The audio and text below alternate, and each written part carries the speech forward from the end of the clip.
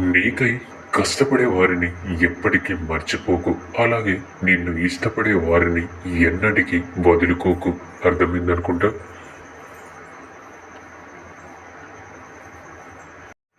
నిన్న అనేది నీ వెంట రాదు. రేపు ఏమిటో తెలియదు. కేవలం ఈ క్షణం మాత్రమే మన గుప్పిట్లో దాగి ఉంది. అందుకే ప్రతి క్షణాన్ని ఆనందంగా జీవించు.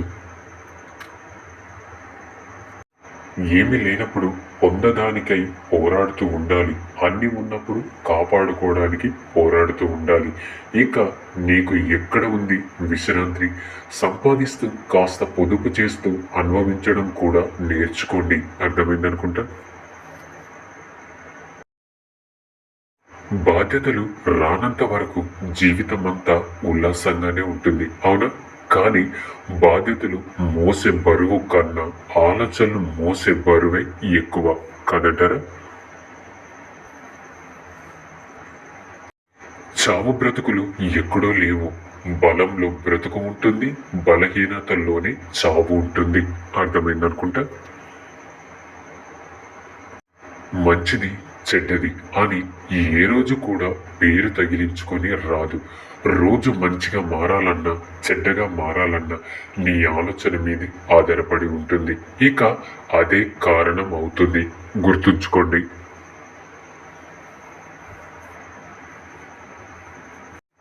డబ్బు అనేది తొడగొడుతుంది, పడగొడుతుంది, విడగొడుతుంది, చెడగొడుతుంది, నిలబెడుతుంది కూడా. ముఖ్యంగా డబ్బు అనేది మనిషి యొక్క నిజ స్వరూపాన్ని బయట పెడుతుంది, కాదంటారా?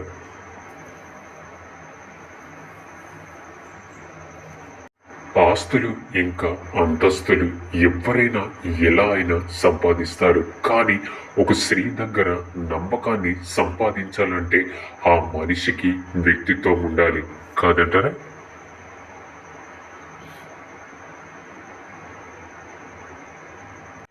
బాగా గుర్తుంచుకోండి. ఈ సమాజంలో మన స్థాయిని నిర్ణయించేది మన ప్రవర్తనే తప్ప ఎదుటివారి పొగడత ఎప్పటికీ రాదు. అనవసరంగా ఉప్పొంగిపోయి నిప్పుల్లో కాలిపోకండి. ఈ జీవితాన్ని ఇంకా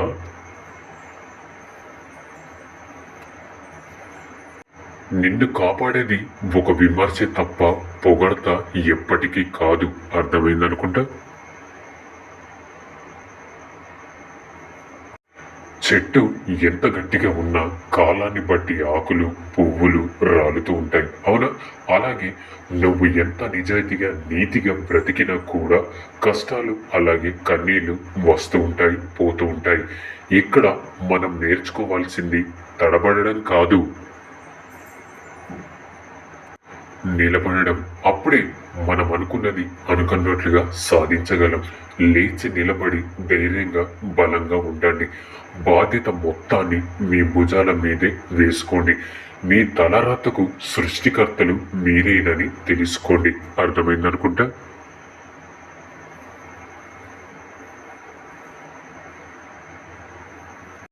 మీరు ఎంత మంచివారైనా మీ దగ్గర డబ్బు లేకపోతే మీ మంచితనం ఈ సమాజంలో ఎందుకు పనికిరానిదిగానే మిగిలిపోతుంది.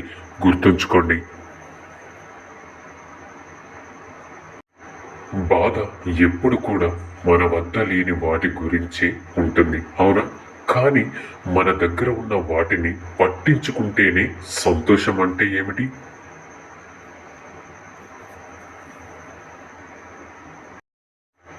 అర్థమవుతుంది. అర్థమైందనుకుంటా.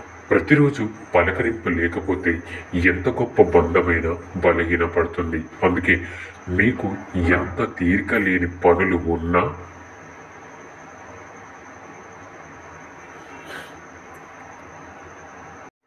మీకోసం ఎదురు చూసే వాళ్లకు కొంత సమయాన్ని ఇవ్వండి.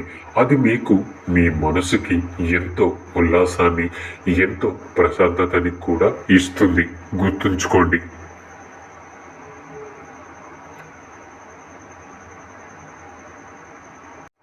గెలిచాక మీతో నడిచే వాళ్ళ కంటే గెలుపు కోసం మీ వెంట నడిచిన వాళ్ళని ఎక్కువగా గుర్తుపెట్టుకోండి.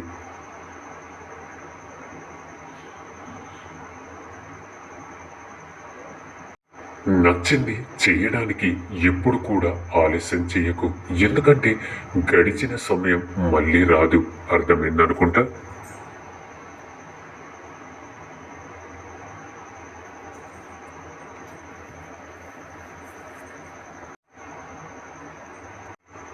మగవాడు ఎంత సంపాదించినా కానీ స్త్రీ చూపించే ప్రేమ మీదే వాడి నిజమైన సంతోషం ఆధారపడి ఉంటుంది కదటరా.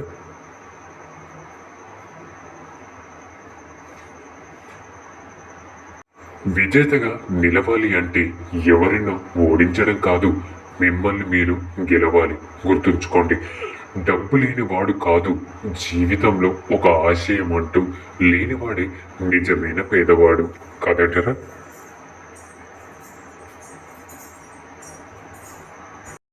దైవం అంటే రాయి లేదా చెట్టు కాదు, సహాయం చేసే హృదయమే.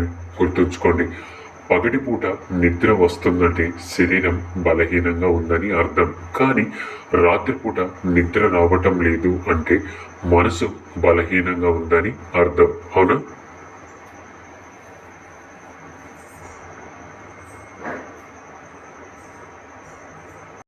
ఉదయం అంతా అవసరాలతో యుద్ధం, రాత్రి అయితే ఆలోచనలతో యుద్ధం. అవసరాలు కడుపు నిండా తిననియ్యవు, ఇక ఆలోచనలు కంటి నిండా నిద్రపోనివ్వవు. అవును.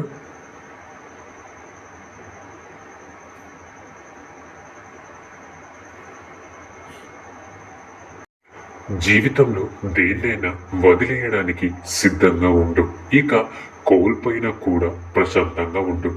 మనుషులైనా, వస్తువులైనా, పరిస్థితులైనా ఎప్పటికీ శాశ్వతం కాదు. గుర్తుంచుకోండి.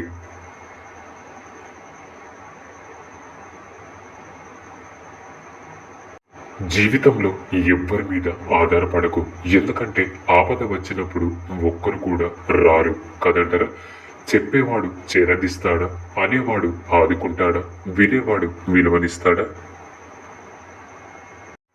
ఎవ్వరు కూడా ఎవ్వరికి ఏమి చెయ్యరు, చేసినట్లు నటిస్తారు అంతే కదంటారా. మిమ్మల్ని ఎంతగానో కిందికి లాగిన కష్టాలకు చెప్పకండి మీరు ఓడిపోయారు అంతే, పారిపోలేదని ధైర్యంగా లేచి నిలబడండి. ఒంటరిగా పోరాడడం నేర్చుకోండి. ఎవరైనా సరే ఒక్కసారి సహాయంగా వస్తారు, ప్రతిసారి నీకు నువ్వే తోడుగా ఉండాలి. అర్థమైందనుకుంటా.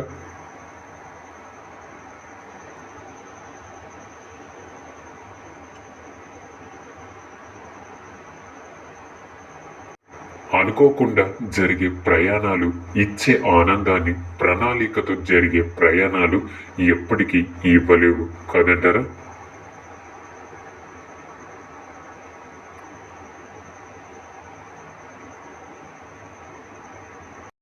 డబ్బు మనిషిని కొనగలదేమో కానీ ప్రశాంతతను మాత్రం ఎప్పటికీ కొనలేదు. గుర్తుంచుకోండి. ఇక అందరూ నాతో పాటు ప్రేమతో ధ్యానించండి. రాధాకృష్ణ.